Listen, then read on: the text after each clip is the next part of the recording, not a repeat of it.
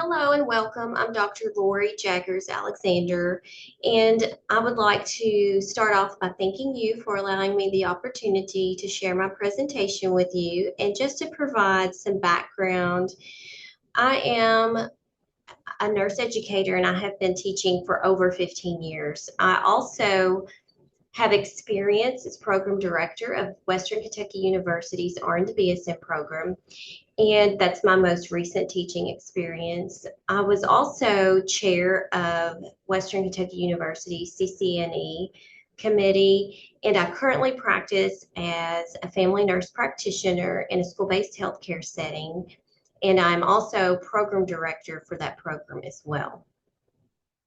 So the objectives of what we are going to be looking at today, we are going to be talking about student communication, faculty and student outreach, experiential learning, task management, and accreditation. So with that being said, student communication, it's going to be the first thing that we're looking at. And with student communication, I feel that it's very important that we are engaging our students. And I feel it's very important that we're very clear with our communication. So I typically have the what's due when outlined for the students at the beginning of each week. So they will know what to expect and their due dates of the assignments. I also typically share my email address as well as my cell phone number. I like to have that one-on-one connection with the students, and typically they will reach out to me. We can FaceTime anytime they have concerns or specific questions. I also remind the students that I do live in Kentucky and my office hours are based in the central time zone.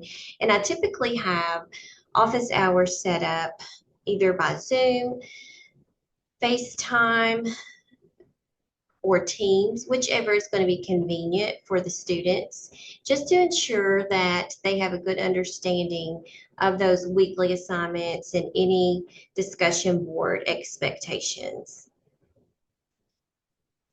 Also, I would like to point out to the students that it's very important that they review the discussion board rubric that's going to be used to grade the discussion board post. There will typically be a link that I share directly with the discussion board prompt, and anytime that they have questions, they can reach out to me. But I also like to point out to them that we are looking at how they are posting. We want them to distribute that throughout the week and not respond with their 3 responses all in one day. So I typically will have an attendance statement posted as well, and that is also going to reflect what the college or university's attendance policy is as well.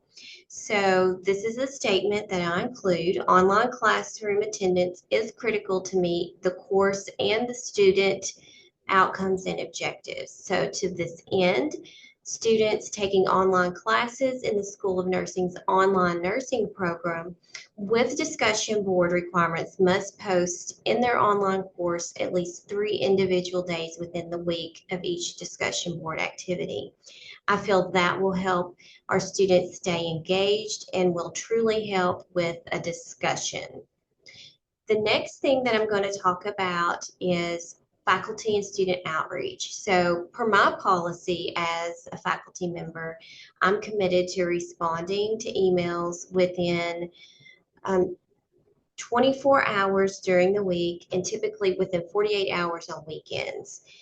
I typically try to get things graded within 7 days of the assignments being posted, and that's typically within a 16-week course. If it is an 8-week course, I try to get those graded and posted within 3 days. The other thing that I would like to stop and talk about is that whenever we have a student that is struggling in a course, it's very crucial for their success and well-being, that we have that early identification and intervention. So I'm going to be monitoring their performance regularly throughout. I'm going to be tracking their quizzes, assignments, and of course their participation in discussion board. I feel as a faculty member, I want them to be successful in my course, so I will be having that early intervention and do some remediation for that student. It's very important. I like to have one-on-one meetings with my students if they are struggling, and even if they're not struggling, I like to meet with the student just to make sure that they understand what is going on and that we are effectively meeting their goals of the course. We can do these check-ins through Zoom, FaceTime, Teams, however we like to do that, the video chat. I want to create that supportive environment. I also like to have some small peer interaction or group activities just so they can meet other students in the course so they do not feel so disconnected. I also like to point out that the university will have some other type of resources for them. Typically, there will be some online resources, online writing labs, or tutoring centers. Typically, there will be mental health support with numbers posted that we can also offer our students. Any workshops that are going to be offered about stress management and how to be successful in their course. Also, constructive feedback is very important. I like to give timely and constructive feedback to help the students understand understand those mistakes that they've made, and then they can make those improvements. So that's very important as well. Also, the next thing that I'm going to talk about is accreditation, and I have shared with you my experience as chair of the CCNE committee at WKU, and it's so important that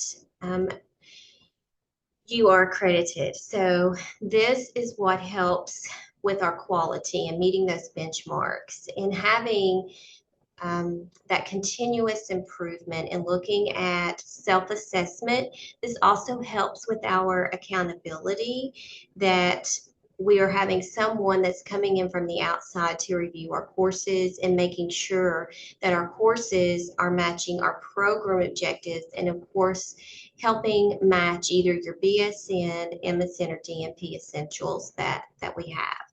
The self-assessment is what helps with continuous improvement.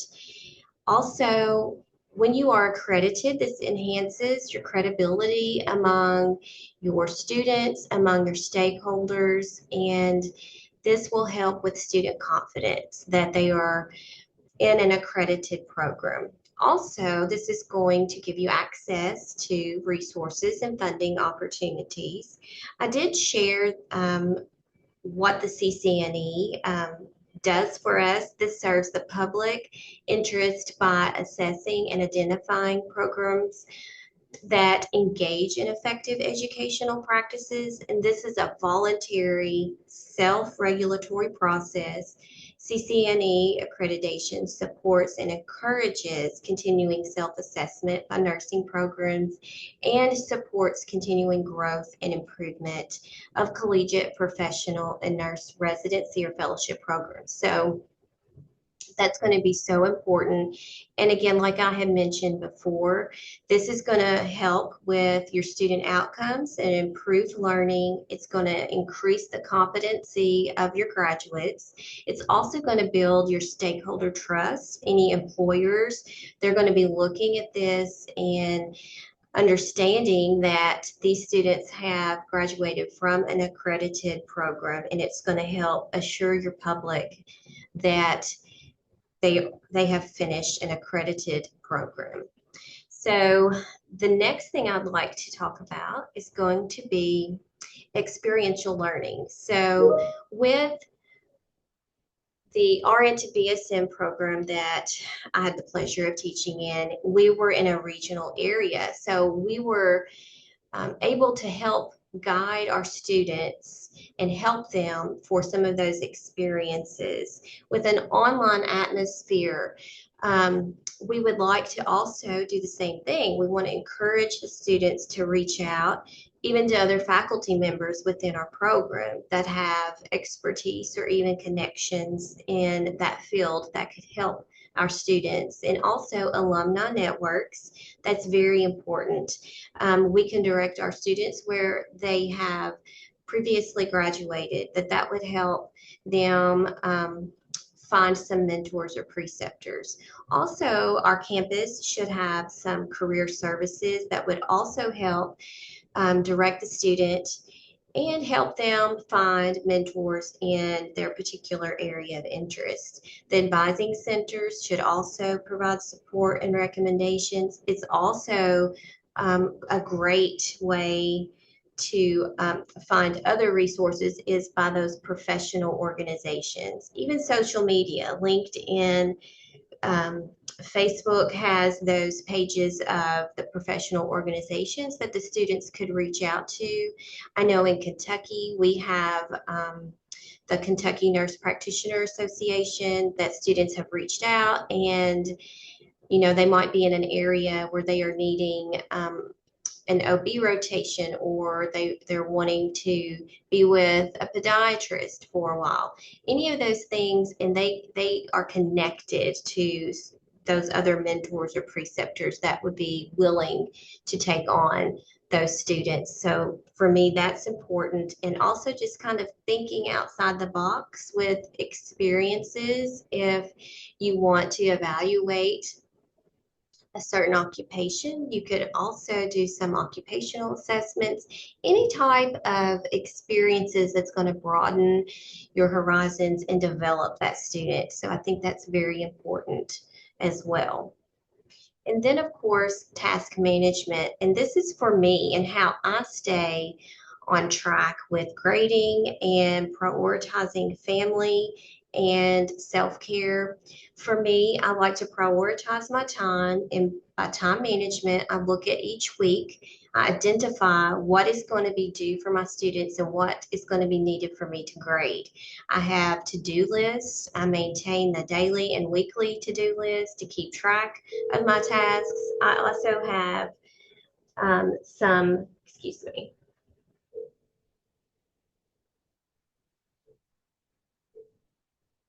I also have the Microsoft to-do list. That is a awesome tool. It's digital. That helps you stay on track as well.